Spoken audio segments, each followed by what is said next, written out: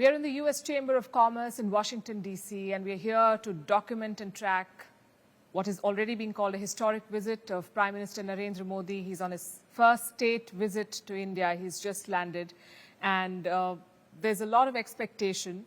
So we have with us a very special guest who's been tracking the India-US relationship, who was part of the team that has formed the relationship to the stage where it is right now, and who can give us insights into where this is headed. Ambassador Atul Keshap, welcome to Firstpost. Palki, thank you so much. How are you? I'm great. Welcome to the U.S. Chamber. Thank you so much. You've been a diplomat for a while now, and you know that geopolitics is a long game. So in this long game of geopolitics, how do you see this visit? If I were to be having this conversation with you, say, 25 years from now, what would you tell me about this visit? I think U.S.-India relations, which have been through some real challenges over the course of my lifetime, are now poised for escape velocity. Think about 1971. That was the year I was born. That was probably the worst year in U.S.-India relations, and history records why. But over the course of my career, starting in 1994 when I joined U.S. diplomacy, even then, relations were marked by a certain measure of antipathy between the world's largest democracies. And starting in 2000, 2001, a path began between our two strategic establishments to try to develop some measure of convergence. And that led to the nuclear deal, which led to the 3 foundational agreements, which led to so many other things. I served in the U.S. Embassy from 2005 to 2008, and I helped work on the nuclear deal in that era. The nuclear deal was designed to put our past in the past, and it was designed to unlock the future potential of the relationship. And when I went back to the embassy in 2021, it was amazing to me when I heard the country team briefings of everybody working for me that the strategic side of the relationship was doing really well. Diplomatic, military, intelligence, counterterrorism, scientific, outer space, booming, doing great. The economic side was okay, but had some issues and kind of was, not as doing as well as the strategic side. We didn't even have the technological side back then, really. Now, flash forward 2 years. We are on the cusp of a strategic, economic, and technological convergence. We are on the cusp of a breakout in U.S.-India relations. We have come a long way compared to 1971. We've come a long way even since the nuclear deal. When I talk to officials in both governments, it is clear they're deeply ambitious about achieving the full potential of the U.S.-India relationship. And I think that's going to carry through across the entire 21st century. Right. I couldn't agree more when you say that this is escape velocity phase. The initial years, maybe the last 2 decades or 2 decades back, it was a relationship that was in the phase of a reset. And now we've really picked pace. Before heading to the U.S., Prime Minister Modi gave an interview and he said there's unprecedented trust between the leadership in India and the U.S. Is that a sentiment that is mutual? Do you think the Americans also feel that there is unprecedented trust? And I ask this because in the past, the U.S. has not trusted India with critical technology. So we held our India Ideas Summit in this grand room just a few days ago.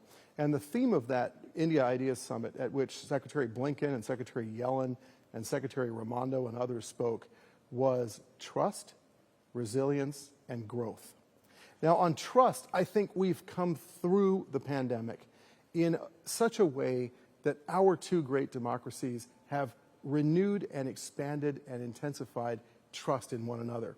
When we needed help early in the pandemic, India rushed to our aid. And when India needed help in the second year of the pandemic, we rushed to India's aid.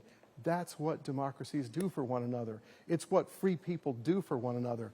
So I think as the governments, both Washington and Delhi, look around the world, they look at the geostrategic tensions that we're seeing, war in Europe, potential challenges in the Indo-Pacific. They realize that we have a very important strategic convergence, and it is based on the trust of our people for one another. And that is a true basis of building a strategic partnership, an economic partnership, a technological partnership. We've come through a very long process of achieving trust in one another, and I think we've learned to talk to each other in a way that the other side understands.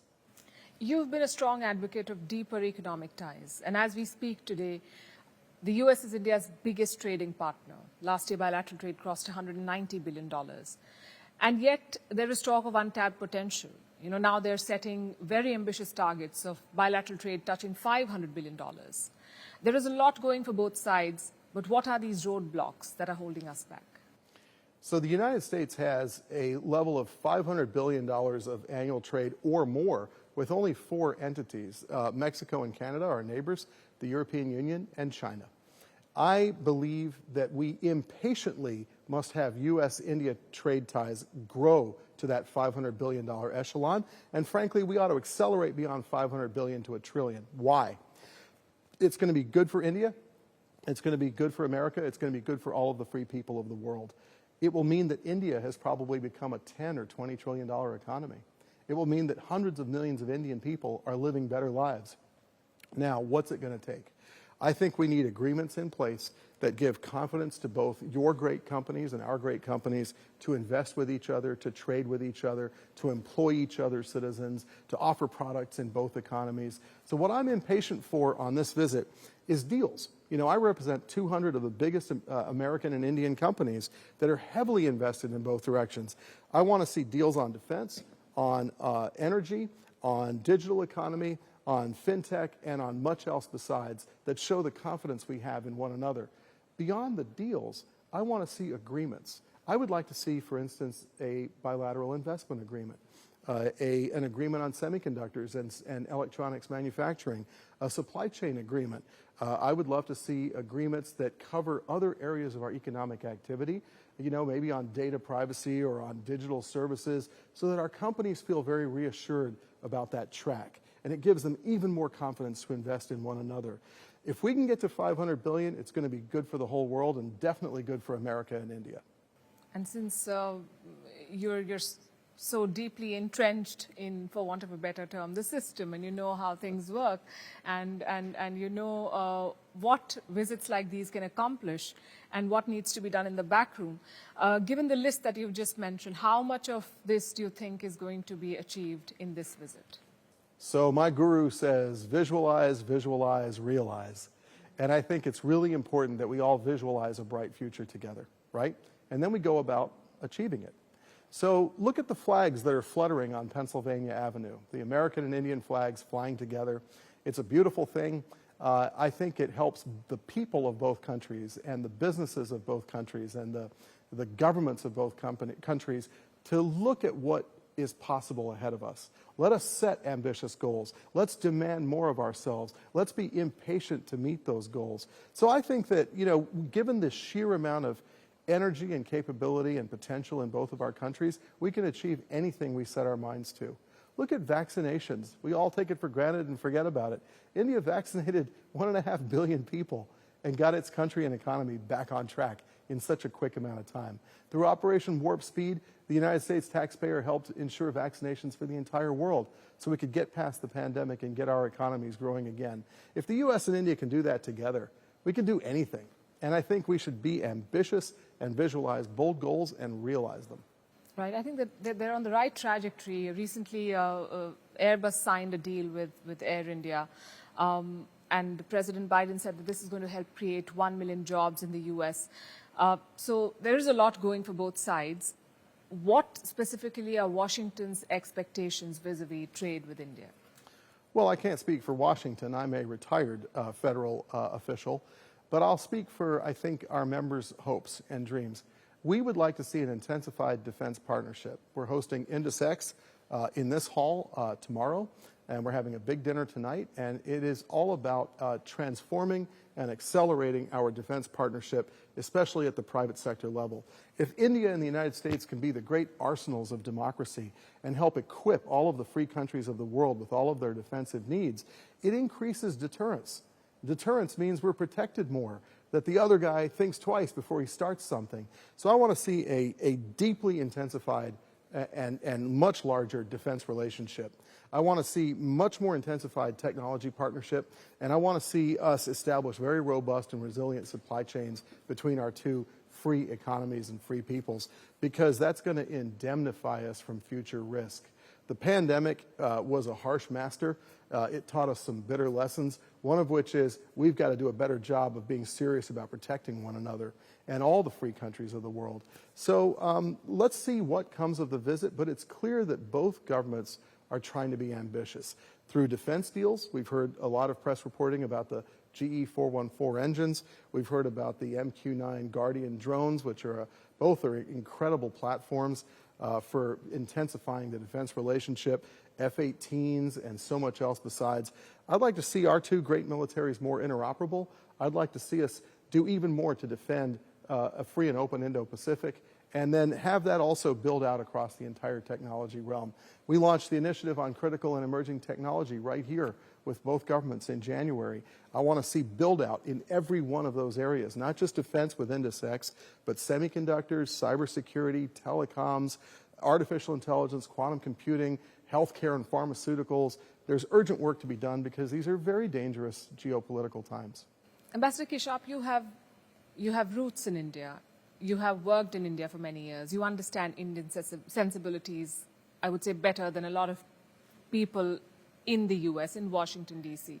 When you talk about this defense partnership, do you think that there is now an understanding in America that while India wants to partner with countries, India is quite wary of being boxed into those categories that the Americans like to, put their allies in? And India is not going to be in one camp.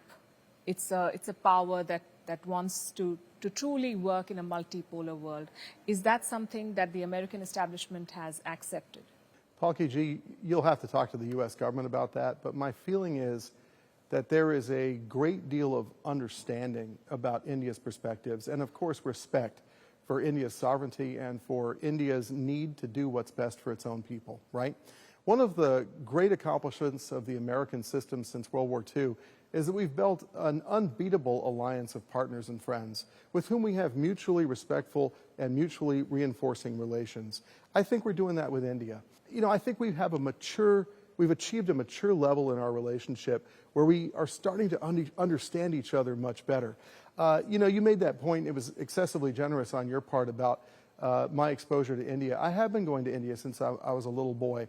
My father was Indian, and I have many relatives. Perhaps it helps me understand things better, although I still view myself as not yet quite understanding, the full intricacies of a great and truly diverse and wonderful nation. But I think as Americans, we're starting to understand more. And Indians are being more clear as well. The old joke is that our common language divides us sometimes, and I've seen that in government-to-government negotiations.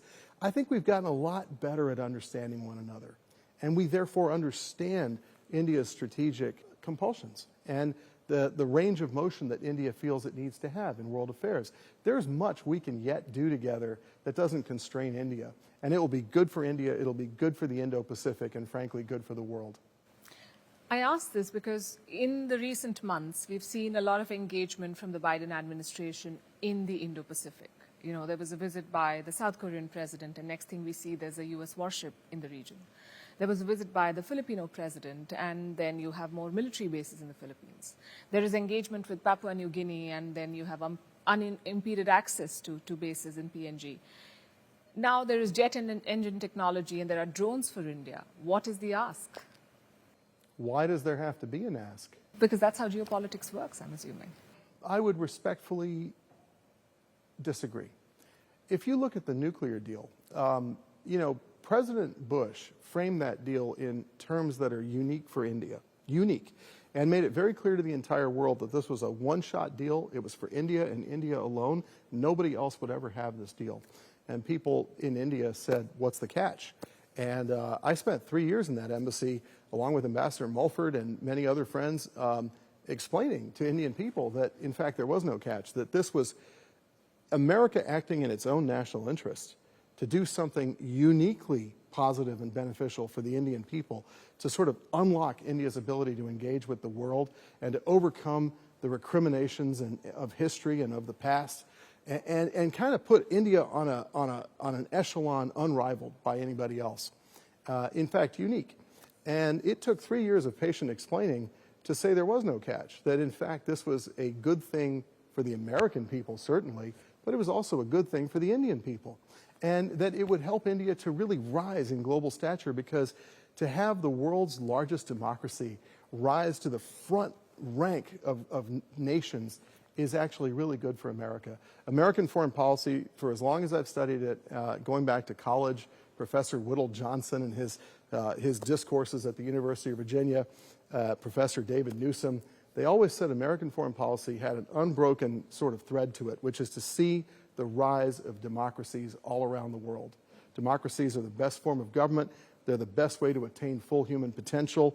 Frankly, it is a U.S. conceit that if other countries are democracies, there's a much less chance of war or unfriendly relations. And that therefore, to quote, was it Emerson, to believe that that which is good for you is good for all of humanity. Americans have always propagated the idea of democracy. To see India become a $30 trillion economy, to see India join the front ranks of great powers in this world, to see India thrive and prosper and be a strong defender of pluralism and freedom and democracy is in and of itself a good thing. There doesn't have to be a quid pro quo for America to want India to be strong. Earlier in the conversation, you alluded to the other guy who's going to think twice before doing something radical or drastic. Let me spell out who the other guy could potentially be. China, I'm assuming, is going to be discussed in the conversation between Prime Minister Modi and President Biden. While both countries see China as a challenge, there is difference in approach, also because there's a difference in geography. You know, India shares a border with the Chinese. And India cannot push China to the extent that Washington would like it to push. How do you see this difference in approach play out as both sides work together to, experts like to say, contain China? I would change some of the phrases and verbiage. I don't think there's any question of pushing China. That's not right. I think that a nation, any nation, deserves to enjoy its full sovereignty, and that its borders ought to be upheld, and its sovereignty ought to be assured, and that it shouldn't have to face any force of suasion from a neighbor. And so, you know, you look at how India has comported itself in world affairs. I'll just give you one small example. India has helped uphold the norms and standards that have governed this world for over 100 years. Look at how many Indians died in World War I and World War II to defend human freedom. Look at how many Indians have served in UN peacekeeping all around the world to uphold stability. Look at how every Indian warship telegraphs stability and a rules-based international order and peaceful resolution of disputes. And then to the specific example, look at how India, a great power, submitted itself to binding peaceful arbitration of its maritime disputes with Myanmar and Bangladesh. And when the arbitral tribunal ruled, India accepted that outcome. And it helped unleash economic activity for 3 countries, benefiting 3 peoples. Now, if China were to do that in the South China Sea, we wouldn't have the rising tensions that exist. Philippines would not be engaging in base discussions with the United States and much else besides. So, again, these are defensive and reactive kind of activities by the United States and India. What is most important is that we have strong democracies and that we have a strong partnership of allies and friends. And I think that through having GDP growth, which is what India is working on right now, very focused, and on working to have a strong defense, India helps contribute yet again to the peace and stability of the world. But that doesn't mean we're pushing against anyone. Rather, it means we don't want anybody pushing against us. Live and let live. In the recent months, India and the US are also working together on what are being called global projects, like a railway network in West Asia, or working together to ensure a free and open Indo-Pacific. Where do you see this collaboration going? The sky's the limit, really. I think that there's a lot we can do and have already done in Africa, in the Indian Ocean region, in the Pacific, in Central Asia, and in many other areas where India and the United States and Japan and Australia have worked together to ensure the sovereignty and happiness of people everywhere. You mentioned the railway project. That's a great idea. I hope many more such things come to pass. Look at Indian investment in strategic and essential port infrastructure around the world. That's very important. You know, I served as ambassador in Sri Lanka. The Hambantota port and other ports like that are strategically important. It would be good to see India and the US and Australia and Japan work on that. But at the end of the day, the driver of all of it is GDP growth. As India goes from a 4 to 5 to 10 to 20 to $30 trillion economy, it is going to achieve so much, not only for Indian people, but for, frankly, the happiness of the entire world. I grew up in Zambia. In Zambia, people worry about taking on excessive debts to countries like China. You know, India can help. India helps raise standards of happiness and prosperity all around the world through Indian companies, just as American companies do all around the world. And we are, I think, believers in countries' sovereignty and happiness and prosperity. So this state visit signals a very strong feeling of convergence between Washington and Delhi on strategic, economic, and technological things. Let it build out to even more. Let it build out to solving all of the great problems of the world. We still have a world full of people who need basic things. And so with our technology and our human genius, our great democracies can do much together. I want to ask you one final question. I know that countries act in national interest and leaders further that national interest. But when we cover leaders, when we cover events, there's always this talk of personal chemistry. As someone who's been a diplomat, who's seen leaders up close and seen how they interact, what sort of an equation do President Biden and Prime Minister Modi share? And how much of this convergence and this coming together would you attribute to their personal equation? Well, it's clear they have a very strong personal equation, and the state visit is the prime example of it. The state visit was a decision by the two leaders, and it reflects, I think, the importance each leader and each government and each society places in the other, right? It is a massive diplomatic gesture by the United States because a state visit is a rare thing in our system, and it is the very highest level of protocol and respect that can be offered. And it's for the fact that, you know, India has had a very strong run of strong leadership, economic growth, infrastructure development, you know, helping invest in the peace and security of its entire neighborhood, a Quad partner. And so that personal equation is really important, and I hope that it continues, and it helps build out our relationship in even more important and consequential ways. And you'll see it on stage at the state dinner and at the arrival ceremony.